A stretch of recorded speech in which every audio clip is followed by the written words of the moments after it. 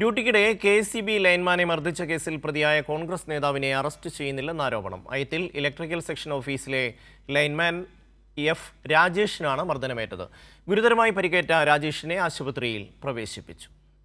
കഴിഞ്ഞ ചൊവ്വാഴ്ച പുലർച്ചെ 12:20 അയത്തിൽ പുത്തൻചന്ത ഭാഗത്താണ് സംഭവം. ശക്തമായ മഴയിൽ കൊല്ലം സബ്സ്റ്റേഷനിൽ നിന്നുള്ള 11 kV പവർ ഹൗസ് ഫീഡർ തകർന്നത് നന്നാക്കാനെത്തിയ രാജേഷിനെ കോൺഗ്രസ് മണ്ഡലം പ്രസിഡന്റ് കിളികല്ലൂർ ഷെഫീഖ് കെ.എസ്.ഇ.ബി. വാഹനം തടഞ്ഞു നിർത്തി മർദ്ദിക്കുകയായിരുന്നു. ഷെഫീഖിനൊപ്പം ബൈക്കിൽ മറ്റൊരാളും ഉണ്ടായിരുന്നു. കെ.എസ്.ഇ.ബി. വാഹനത്തിൽ ഉണ്ടായിരുന്ന ലൈൻമാൻ ആർ രാജീവ്, ഡ്രൈവർ എന്നിവരെയും ഷെഫീഖ് അസഭ്യം പറഞ്ഞു. ബൈക്ക് ഓടിച്ചെത്തിയ ഷെഫീഖ് റോഡിന് കുറുകെ നിർത്തിയാണ് കെ.എസ്.ഇ.ബി. വാഹനം തടഞ്ഞത്. വാഹനത്തിൽ കൈകൊണ്ട് അടിച്ച കോൺഗ്രസ് നേതാവ് ഡോറിനുള്ളിലൂടെ കൈയിട്ട് രാജേഷിന്റെ മുഖത്ത് ഇടിക്കുകയും ചെയ്തു. ഞാൻ പുറകിലെ സീറ്റിൽ ഇരിക്കുകയായിരുന്നു. പെട്ടെന്ന് തന്നെ എന്താ പറഞ്ഞെന്ന് ചോദിച്ചിട്ട് ഉടനെ ഓടി വന്ന് ഉപദ്രവിക്കുകയായിരുന്നു.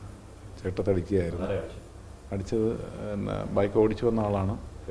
പേര് ഷെഫീഖ്, കിളിയല്ലൂർ ഷെഫീഖ് എന്നറിയപ്പെടുന്ന ആളാണ്. പിന്നീടാണ് അറിയാൻ ഇടയായത് കിളിയല്ലൂർ ഷെഫീഖ് ആണെന്നുള്ളത്. അദ്ദേഹം വന്ന് അടിക്കുകയായിരുന്നു. ഈ ചേട്ടത്തൊക്കെ അടിക്കുകയായിരുന്നു. അടിച്ചിട്ട് ഡോർ സൈഡിലോട്ട് ഞാൻ ഇവിടെയും ഇടി കിട്ടി. ഡോറിൻ്റെ സൈഡ് ഇടിച്ചു. പിന്നെ പെട്ടെന്ന് തന്നെ ഞാൻ ചാടി ഇറങ്ങി, ഞങ്ങൾ ഉപദ്രവിക്കല്ലേ, കാരണം ഞങ്ങൾ ഡ്യൂട്ടിക്കാരാണ്, ഞങ്ങൾ 11 ലൈൻ ഫാൾട്ടായതുകൊണ്ട് അവിടം വരെ ചാർജ് ചെയ്ത് നിർത്തിയിരിക്കുകയാണ്. ഇയാൾക്കെതിരെ അയത്തിൽ അസിസ്റ്റന്റ് എഞ്ചിനീയർ കിളികല്ലൂർ പോലീസിൽ പരാതി നൽകി. വൈദ്യുതി തടസ്സം പരിഹരിക്കാനെത്തിയ അയത്തിൽ സെക്ഷനിലെ ലൈൻമാൻ ഓഫ് രാജേഷിനെ അകാരണമായി മർദ്ദിച്ച സംഭവത്തിൽ പ്രതിഷേധം കനക്കുകയാണ്.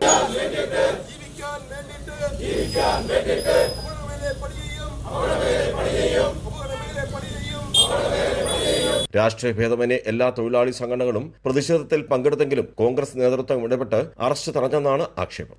കൈരളി ന്യൂസ്, കൊല്ലം.